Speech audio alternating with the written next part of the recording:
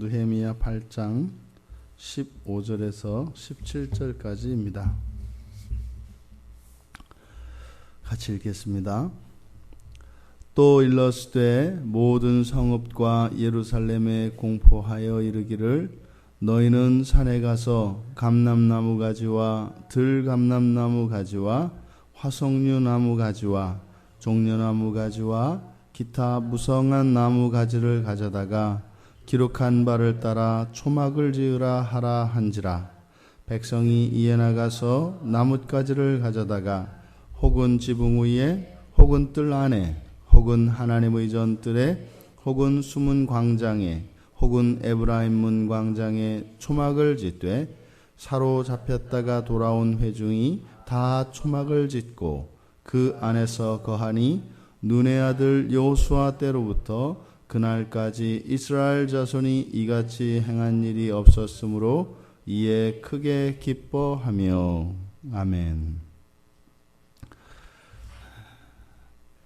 세 단계의 하나님 말씀에 대한 깨달음에 대해서 우리가 살펴보았고, 하나님 말씀의 깨달음은 결국 하나님의 백성으로서 준비되어지는 것과 또 하나님 나라의 법에 따라 하나님 나라를 우리가 살아가는 것이라고 말씀을 드렸습니다.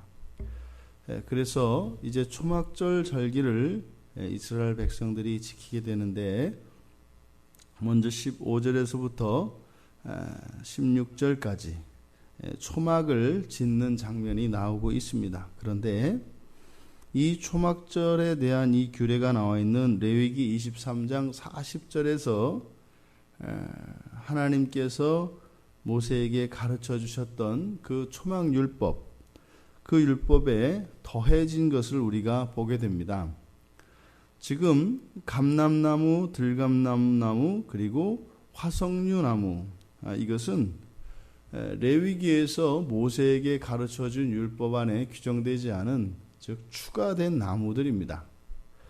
율법이라고 하는 것은 하나님의 말씀이어서 뺄 수도 없습니다만 또한 더할 수도 없는 것이죠. 그래서 바벨론 포로 시대를 지나간 이스라엘 백성들에게 하나님의 말씀, 즉 이 초막절을 짓는 그 말씀에 더해진 것을 보게 됩니다. 지금 여기에 나와 있는 감람나무, 들감람나무, 화석류나무, 이것을 구체적으로 어떤 의미를 우리가 둘 것이냐라고는 여러 가지 비유풀이를 하자면 여러 가지 의미를 들 수 있겠습니다만, 이 감람나무와 들감람나무는 후대 신약 성경에 와서 이스라엘과 이방인의 비유로 사용되어지는 나무입니다. 그러니까 신약의 사도들에게 이방인과 유대인으로 비유되어지는 그러한 근거는 여러 가지 구약적 정황들이 들어가 있는 것이지요. 이 초막은 우리가 어저께 살펴보았던 것처럼 바로 구원의 하나님을 기념하고, 또 광야에서 40년 동안 이스라엘 백성들이 굶어 죽지 않도록 지켜주셨던, 즉 광야에서의 삶에서 생존할 수 있게 하신 그 하나님에 대한 하나님을 기념하는 것이고, 또 수확한 모든 결실들에 감사하는 그런 의미가 있다고 말씀을 드렸습니다. 이 초막은 또 여러 가지 의미를 가지고 있는데 성전의 의미로도 사용되어질 수 있는 단어이고요, 또 사람이 거하는 그런 천막의 의미를 가질 수도 있습니다. 그러니까 이 초막이라고 하는 것은 매우 상징적인 것인데, 훗날 하나님께서 예수 그리스도께서 재림하셔서 하나님 완성시킬 그 하나님 나라, 그 영원한 나라를 상징하는 것이기도 합니다. 그러니까 이 초막을 이루는데 추가되어진 이 나무들, 이것은 바로 이스라엘 백성들이 죄악으로 인하여 포로 생활을 하게 되었고, 그 포로 생활의 결과로 이방인들 또한 이 하나님 나라를 이루는 그 일에 참여하는 것을 상징하고 있다고 우리가 볼 수 있습니다. 또 지어진 장소는 지붕 위, 그리고 뜰 안, 더 나아가 하나님 전의 뜰, 숨은 광장, 에브라임 광장 점점 확장되어져 가며 예루살렘 성 안의 모든 곳에 이 초막이 세워지는 것을 우리가 보게 됩니다. 또 여기에 참여한 사람들은 사로잡혔다 돌아온 모든 사람들입니다. 이것은 지금 이 안에 있는 구성원들이 모두 바벨론에서 돌아온 사람들만 있는가 하면 그렇지 않습니다. 이 예루살렘에서 그 이전에 거주하였던 사람들이 있는 것이죠. 그러니까 돌아온 모든 사람들, 즉 포로지에서 귀환한 모든 사람들이 참여하고 있지만 또 그 자리에, 즉 예루살렘에 그 이전부터 거주하고 있던 사람들 가운데에서는 이 여기 초막절에 참여한 것이 정확하지 않게 나오고 있습니다. 그러니까 지금 이 15절에 있는 이 내용을 가지고 우리가 생각을 해보면 바로 하나님의 구원이 이방으로까지 확장되어진 것을 우리가 알 수 있고, 또 그러함에도 불구하고 여기에는 여전히 불참자가 있다라고 하는 강력한 암시가 나타나고 있습니다.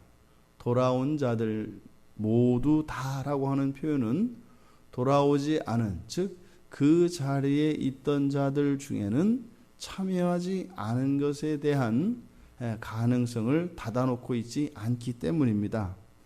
여전히 하나님 나라는 확장되어져 갑니다만 여전히 그 안에 참여하지 않고 있는 자들은 있다라는 사실, 이것이 끊임없이 하나님 나라와 세상 나라의 대비가 성경 안에서 나타나고 있습니다. 자, 그런데 17절에 보니까 이같이 행한 일이 없었다. 언제부터? 여호수아 때로부터. 그 여호수아면 가나안 땅을, 광야 생활을 마치고 가나안에 들어온 바로 정복 시대의 시작을 이야기하는데, 지금 여기에서 기록하는 것처럼 정말로 여호수아 이후로 이스라엘 백성들이 그 하나님이 모세에게 명하였던 3대 절기 중에 하나인 이 초막절을 과연 지킨 적이 없었는가? 그런데 실제로 성경에 보면 그렇지 않습니다. 역대하 8장 12절에서 13절, 그리고 열왕기상 8장 65절에 보면 이 3대 절기를 솔로몬이 다 지켰던 것을 이야기를 합니다. 마찬가지죠.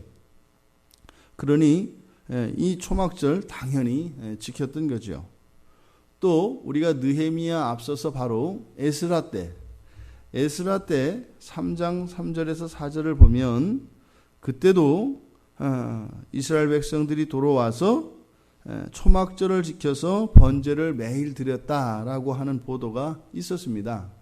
그러니까 느헤미야 때에 이르러서 초막절을 처음 지킨 것은 아닌 거지요. 그러니까 여기 17절의 키는 바로 이같이라는 말입니다. 그래서 초막절을 지키지 않은 것이 아니라 이같이 행한 일이 없다 이 말입니다. 여기서 이같이라고 하는 것은 이 초막절을 지킬 때 번제를 드리게 되어 있죠. 그런데 번제만 드리는 것이 아니라 번제를 드리고 초막을 지어서 거기에 일주일 동안 온 가족이 기거해야 되는 것입니다.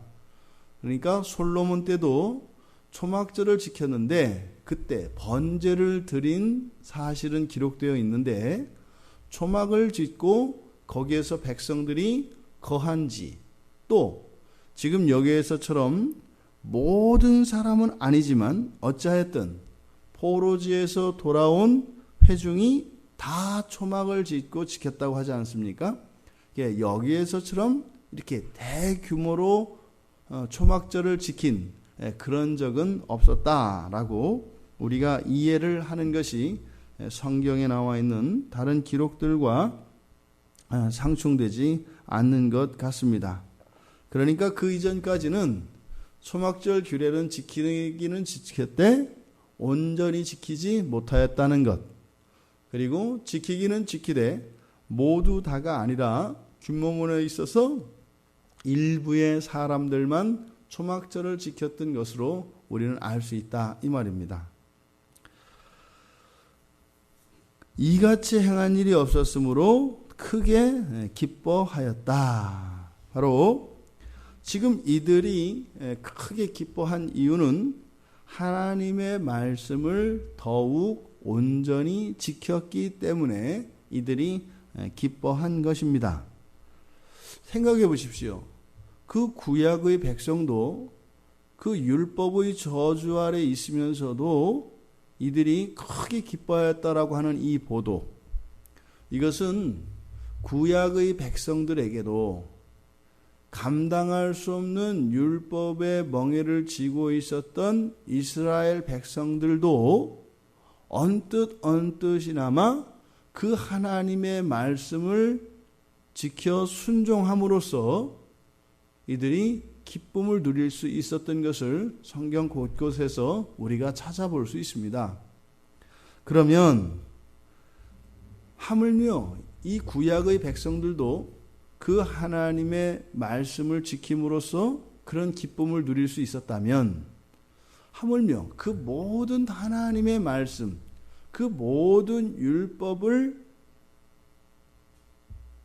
완수하셔서 모든 율법의 마침이 되신 예수 그리스도를 믿는 우리 신약의 백성들은 그렇다면 과연 이 하나님의 말씀으로부터 어떠한 기쁨을 얻는가라고 하는 것을 우리가 우리 자신을 돌아볼 필요가 있습니다. 이미 그리스도께서 율법을 어김으로써 감당해야 되는 모든 죄값을 주님이 친히 대신 치르셨고, 더구나 부활하셔서 아예 그 사망 권세를 꺾으시고 장차 재림주로 오실 예수 그리스도를 바라보는 우리 신약의 백성들, 그 우리 신약의 백성들에게 이 초막절이라고 하는 것은 다시 오실 예수 그리스도, 정말 그 마라나타 신앙을 가지고 살아가는 사람들이 우리 신약의 백성이라 할 수 있는데, 아직 완성되지도 않은 그림자와 같은 모형의 삶을 살고 있는 이 구약의 백성들이 이 초막절 절기를 이렇게 성대하게 많은 사람들이 온전히 지킨 것으로 인하여 누렸던 그런 기쁨, 그 기쁨을 능가하는 그러한 기쁨이 우리들에게 하나님의 말씀으로 인하여 있는가라고 하는 것을 우리 스스로 자문해 보아야 할 일이다 이 말입니다. 만약에 우리가 하나님의 이 말씀들로부터 누리는 그러한 기쁨이 없다면, 그러면 구약의 백성들보다 뒤로 처지는 결과가 되는 것인데, 과연 우리의 삶 속에 직접적으로 이 하나님의 율법으로 인하여, 이 말씀으로 인하여 기쁨이 있는가? 이것은 우리들의 온전한 신앙생활의 여부가 우리들 스스로에게 판단되어질 수 있다는 것입니다. 물론 우리는 하나님의 율법을 모두 다 지킬 수는 없을 것입니다. 하지만 이미 그리스도께서 이루어 놓으셨고, 또한 우리가 진심으로 그 하나님의 말씀에 부합하는 하나님 나라의 백성으로 살고자 할 때 나의 능력으로는 할 수 없는, 내가 도달할 수 없는 그 이상의 수준에 도달할 수 있게 되는 것을 우리가 경험하게 됩니다. 바로 그럴 때 정말 그리스도의 그 십자가의 은혜가 무엇이며 그 능력이 무엇인지를 우리들이 우리의 생활 속에서 경험할 수 있게 되는 것이죠. 그러면서 점점 그리스도를 닮아가는 우리 자신들을 발견하게 됩니다. 부디 온전한 그리스도인으로서, 즉 예수 그리스도의 대속의 은혜를 믿고 다시 오실 예수 그리스도의 그 완성된 하나님 나라를 소망하며 살아가는 우리들로서 하나님께서 구약해 주신 이 모든 율법들 하나하나를 짐으로서가 아니라 즐거움으로써, 자원함으로 이 일들이 우리의 본성과 같이 되어지는 그런 일들 속에서 누리는 기쁨이 우리 모두에게 있기를 바랍니다. 점점점 하나님의 말씀이 나에게 맞는 옷이 되어져 가는 그러한 구약의 백성들은 감히 넘볼 수도 없는 그러한 예수 그리스도의 중보 아래 그 대속의 은혜 아래 살아가는 우리 모두가 되기를 주님의 이름으로 축원드립니다.